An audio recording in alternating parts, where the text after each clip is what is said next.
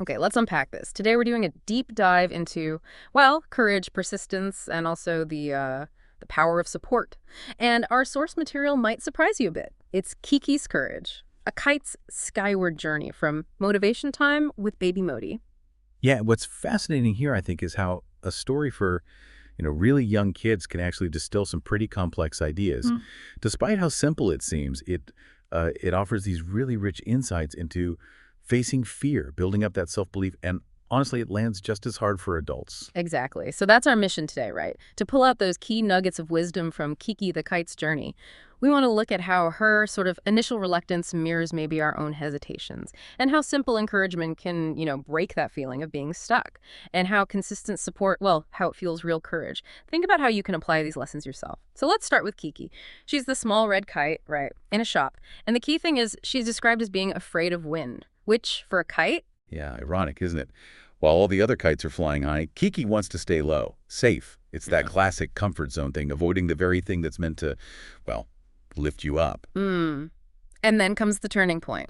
Little boy picks Kiki, and his encouragement is so simple but really powerful. Just let's try. Exactly. Let's try. It's not some grand speech. It's just an invitation, a gentle push, Hmm. sort of bypasses all the big fears and just makes it about taking that first small step.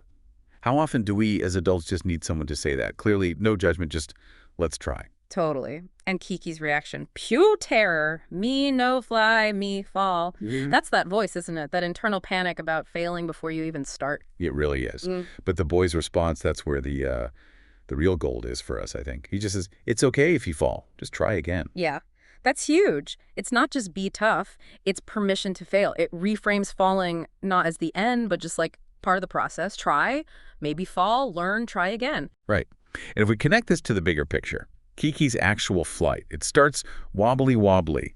You can almost feel that hesitation, that uncertainty. Then whoosh, she was in the sky. That breakthrough. And the story captures that feeling, that, exhilaration. Kiki shouting, me can do this. That surge of self-belief, it comes right after facing the fear and, well, succeeding, even if wobbly at first. Exactly. It's universal, that feeling that, oh, I can do this moment. Mhm. That's how you build momentum, right? Yeah. Small wins that shift your whole mindset. And crucially, it wasn't just about getting her up there once. The story makes a point about the boy's sustained support. Even when Kiki dipped later on, like we all do, facing setbacks, Yeah. it says the boy didn't let go. He actively helped her balance. That's key. That consistent, unwavering support. It's like scaffolding. It provides that psychological safety you need to keep trying even when things get tough. Having someone who, doesn't let go when you falter, that's maybe just as important as your own determination. Absolutely. So this raises an important question, I think, for all of us. What kind of wind are we engaging with? The story's moral time puts it really nicely, even in that simple language.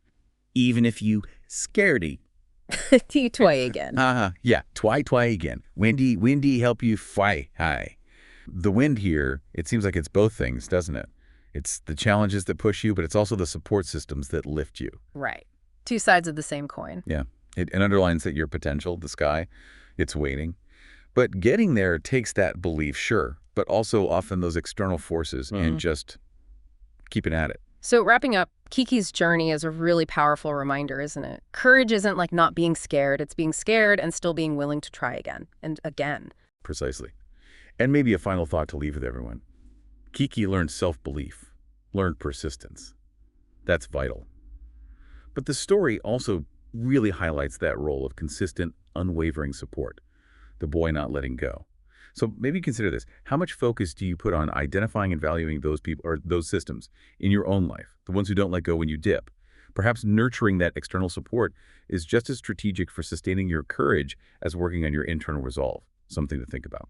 Great point. So next time you feel that urge to just stay low, maybe think of Kiki, take a breath, find your win, whatever that means for you, and know that, yeah, with persistence and the right support, your sky is waiting.